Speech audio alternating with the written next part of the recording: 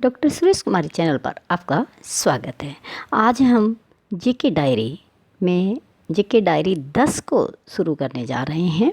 उससे पहले मैं आपको बता दूं, अगर आपको जीके के जो भी प्रश्न चाहिए लिखित में, तो आप मेरे टेलीग्राम का लिंक जो डिस्क्रिप्शन में है उस पे जाकर उनको प्राप्त कर सकते हैं। तो देखिए, आज हम इतिहास के पन्नों में चलते हैं कि जितनी भी हमारी जीके होगी तो हम स्वतंत्रता संग्राम के आंदोलन से जुड़े हुए उन प्रश्नों को कवर करेंगे जो ज़्यादातर प्रतियोगिता परीक्षाओं में पूछे जाते हैं। उन्हीं प्रश्नों को हम शुरू करते हैं। आइए, गांधी जी के राजनीतिक गुरु कौन थे? महात्मा गांधी जो हमारे राष्ट्रपिता थे और स्वतंत्रता आंदोलन में जिनकी महत्वपूर्ण भूमिका रही, उनके राष्ट्रीय गुरु कौन थे? गोपाल कृष्ण गोखले। गोपाल कृष्ण गोखले। वंदे मातरम गीत किसने लिखा था? वंदे मातरम गीत बंकिम चंद्र चटर्जी ने लिखा था। पूर्ण स्वतंत्रता का प्रस्ताव कांग्रेस ने किस अधिवेशन में पारित किया था? बहुत इंपॉर्टेंट है ये प्रश्न कि पूर्ण स्वतंत्रता के लिए कांग्रेस ने कौन से अधिवेशन में ये प्रस्ताव पारित किया। तो ये लाहौर अधिवेशन में पारित किया था, और लाहौर वर्तमान समय में पाकिस्तान में है और रावी नदी के तट पर स्थित है। गांधी जी की प्रसिद्ध पुस्तक हिंद स्वराज्य कब प्रकाशित हुई थी? ये देखिए, हिंद स्वराज्य गांधी जी ने जो लिखी थी उस स्वतंत्रता आंदोलन के समय बहुत फेमस पुस्तकों में से थी, और उस पुस्तक का प्रकाशन हुआ था 1909 में। 1909 में एक महत्वपूर्ण और हुआ था मिंटो मार्ले सुधार अधिनियम 1909 ब्रिटिश सरकार ने भारत में लागू किया था, जिसके तहत जितनी भी राज्य विधानमंडल, प्रांतीय, क्षेत्रीय और इन पर कानून बनाने का, और जिस तरह भारत में सांप्रदायिक चुनाव प्रणाली लागू हुई तो वो 1909 के अधिनियम से हुई थी। ब्रिटिश संसद ने भारतीय स्वतंत्रता अधिनियम कब पारित किया था? तो ब्रिटिश संसद ने भारतीय स्वतंत्रता अधिनियम पारित कब किया था? 1947 में ही किया था। 3 जून 1947 को ये पारित हुआ था। गांधी इरविन समझौता कब हुआ? 5 मार्च 1931 को गांधी और इरविन यानी कि लॉर्ड इरविन जो क्या थे, भारत के गवर्नर जनरल थे उस समय, और गांधी जी भारतीय सत्ता का या भारतीय स्वतंत्रता आंदोलन का प्रतिनिधित्व कर रहे थे। तो उनके बीच में एक समझौता हुआ था, वो 5 मार्च 1931 को हुआ था। भारतीय वाणिज्य एवं उद्योग परिसंघ का गठन कब हुआ था? देखिए, ये वो है जो स्वतंत्रता आंदोलन के समय और उससे पूर्व की घटनाएं हैं। तो ये कब हुआ था? 1927 में हुआ था। व्यापार और उद्योगों की जो कम्युनिटी बनाई गई उसके लिए एक संगठन किया गया था, तो वो कब हुआ था? 1927 में हुआ था। गांधी जी ने सविनय अवज्ञा आंदोलन को कब वापस ले लिया था? 1931 में गांधी जी ने सविनय अवज्ञा आंदोलन को वापस ले लिया था, क्योंकि गांधी जी का स्वतंत्रता करवाने का भारत को जो तरीका था वो कैसा था? क्रमबद्ध तरीके से था, शांतिपूर्ण था, तो इसलिए कई बार उन्होंने अपने आंदोलनों को वापस लिया। अब हम देखते हैं कि साइमन कमीशन भारत कब आया था। देखिए, साइमन कमीशन भारत 1928 में आया था। वैसे 1927 में कई जगह लिखा हुआ मिलता है, तो 1927 में तो साइमन कमीशन का ब्रिटेन में गठन किया गया, और इसमें 7 सदस्य शामिल थे।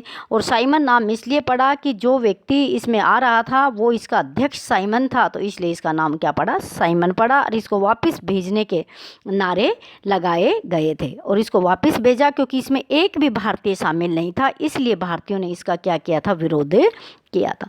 अब हम देखते हैं कि डिस्कवरी ऑफ इंडिया के लेखक कौन थे। बहुत प्रसिद्ध पुस्तक है डिस्कवरी ऑफ इंडिया के लेखक कौन थे? देश के प्रथम प्रधानमंत्री पंडित जवाहरलाल नेहरू।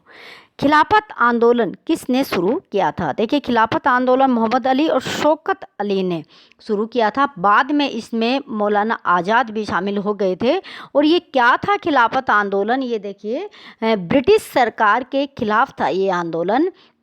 प्रथम विश्व युद्ध खत्म होने के बाद तुर्की के शासक कमाल पाशा के साथ में जो दुर्व्यवहार अंग्रेजों ने किया उसके खिलाफ भारत के मुसलमानों ने खिलाफत आंदोलन क्या किया था? शुरू किया था। तो इसके प्रणेता मोहम्मद अली और शौकत अली थे, जो इसने क्या किया था? इस आंदोलन को उन्होंने क्या किया था? शुरू किया था। हम नेक्स्ट देखते हैं कि असहयोग आंदोलन कब शुरू हुआ था। भारत में असहयोग आंदोलन 1921 में शुरू हुआ था, और आगे चल के इसको देखते हैं कि चोरा चोरी नामक स्थान जो यूपी में गोरखपुर के पास है, वहाँ पे ये जब हिंसक बन जाता है तो इस आंदोलन को क्या कर दिया जाता है, स्थगित कर दिया जाता है। अब जानते हैं कि चोरा चोरी जो जगह है वो किस राज्य में है, तो वो कहाँ पे है, उत्तर प्रदेश में है, जहाँ पे असहयोग आंदोलन को उस समय रोक दिया जाता है जो अपनी चरम सीमा पर होता है। वो चोरा चोरी जगह कहाँ पे है, यूपी में है। दलित वर्ग एसोसिएशन की स्थापना किसने की थी, ये भीमराव अंबेडकर ने की थी। यानी कि दलित वर्गों को के हितों की रक्षा के लिए प्रांतों में और केंद्र में उनको आरक्षण सीटों का देने के लिए इस वर्ग की स्थापना डॉक्टर भीमराव अंबेडकर ने किए थे। नेक्स्ट देखिए, जलियांवाला बाग हत्याकांड कब हुआ था, तो 13 अप्रैल 1919 में जलियांवाला बाग हत्याकांड हुआ था और ये जगह अमृतसर की, और अमृतसर पड़ता है पंजाब राज्य में पड़ता है। इस तरह का बोर्ड की परीक्षा में ये प्रश्न भी आता है कई बार, जलियांवाला बाग हत्याकांड किस राज्य में हुआ, वो भारत के मानचित्र में दर्शाइए। तो मानचित्र क्या है, पंजाब में है, और जगह क्या है, अमृतसर है। डेट क्या है, 13 अप्रैल 1919 है। और इसका कारण क्या था, ये क्यों हुआ था, क्योंकि जो सरकार ने रोल्ट एक्ट 1919 में जो पारित किया था उसका विरोध करने के लिए लोग बाग इकट्ठे हुए थे, और इसका जो संबंध है वो जनरल डायल से है कि उनके कहने पर यहाँ पे नरसंहार को अंजाम दिया गया था। नेक्स्ट हम देखते हैं कि बंगाल का विभाजन कब हुआ था। देखिए 1905 में बंगाल का विभाजन किया गया था। बंगाल का विभाजन अंग्रेजों ने किया था। क्यों किया था, क्योंकि बंगाल था वो उस समय क्रांतिकारियों का गढ़ था। शिक्षा की दृष्टि से और क्रांतिकारियों को ज़्यादा लोगों को तैयार करने के लिए बंगाल का बहुत बड़ा योगदान था। और उस समय के बंगाल में आज का बांग्लादेश भी शामिल था और आज का पश्चिमी बंगाल, ये इधर का एरिया शामिल था।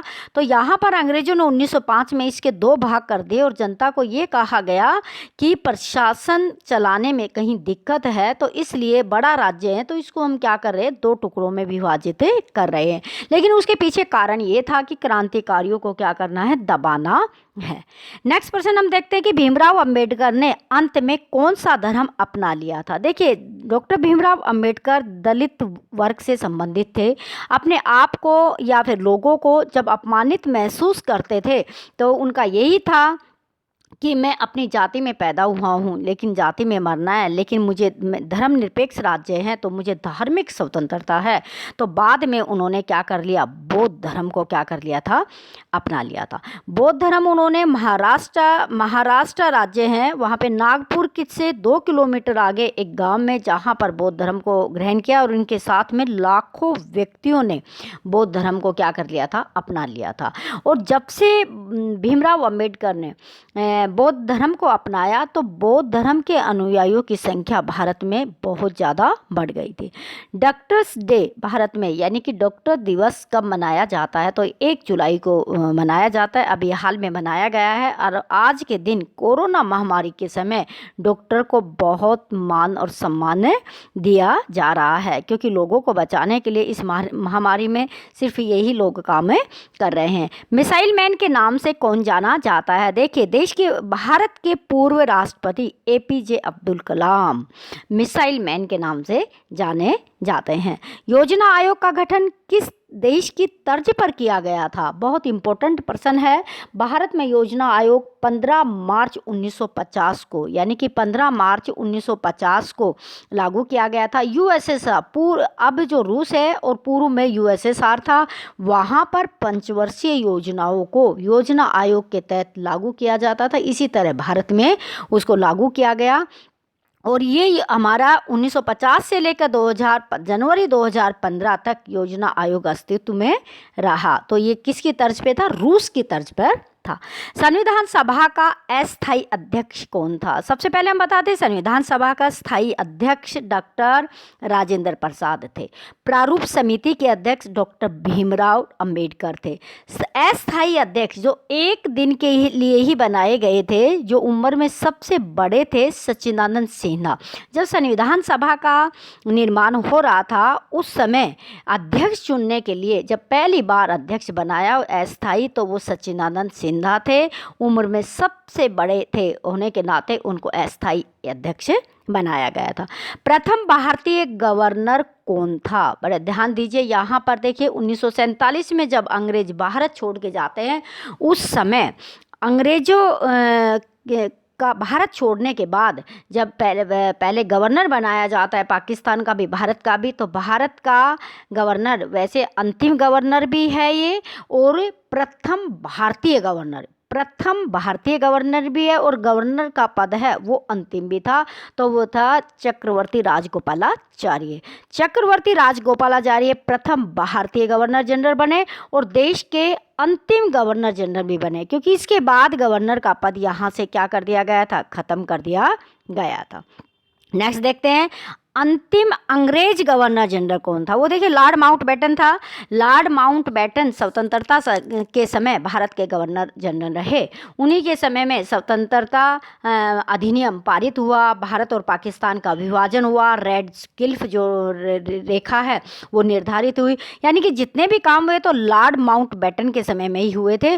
तो अंग्रेज अंतिम गवर्नर जनरल लॉर्ड माउंटबेटन है, भारतीय प्रथम गवर्नर जनरल चक्रवर्ती राजगोपालाचार्य है, और अंतिम गवर्नर जनरल है वो भी राजगोपालाचार्य हैं, क्योंकि उसके बाद राष्ट्रपति के पद को क्या कर दिया गया था, क्रिएट कर दिया था। अब हम नेक्स्ट देखते हैं कि जब भारत आज़ाद हो गया 1947 में और 1952 में जब प्रथम बार चुनाव हुए और वहाँ पे मंत्रिमंडल बना, तो अब उसकी बात करते हैं कि भारत के प्रथम गृह मंत्री कौन थे, जिसको देखिए सरदार वल्लभ भाई पटेल, जिसको भारत का लौह पुरुष भी कहा जाता है, देशी रियासतों का एकीकरण करने वाले व्यक्ति, और बहुत ही एक बोल्ड तरीके से देशी राजाओं को अपने पक्ष में करते हैं और सारी रियासतों को मिलाकर के भारत की यूनिटी को क्या कर देते, मजबूत कर देते हैं। तो प्रथम हमारे होम मिनिस्टर, प्रथम गृह मंत्री थे वो सरदार वल्लभ भाई पटेल थे।